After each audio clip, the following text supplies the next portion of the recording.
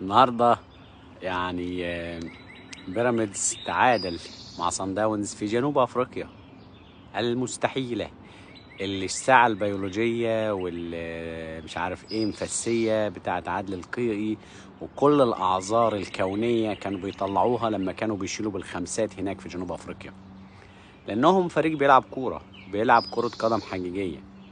فالاهلي قدام الفرق اللي بتلعب كرة قدم حقيقية زي مثلا مدرسة الزمالك في الكرة الحقيقية ما بيعرفش يلعب الا لازم بالتآمر، لازم يخطف مدربهم، لازم يخطف لاعيبتهم زي ما عمل برضو مع صن داونز، بيعمل كل ده مع الزمالك، لان الفرق دي بتلعب كرة حقيقية. فالاهلي قدام الكرة الحقيقية صفر، يشيل بالخمسة.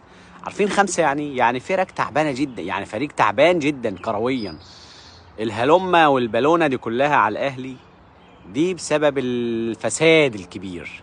من الاخر بيراميدز النهارده تعادل في اخر دقيقه لما نزل رمضان طموح، طبعا هم كانوا بيقولوا رمضان طموحه، هذا رمضان بيحقق طموحه وان شاء الله يفوز بالبطوله باذن الله في العوده في مصر.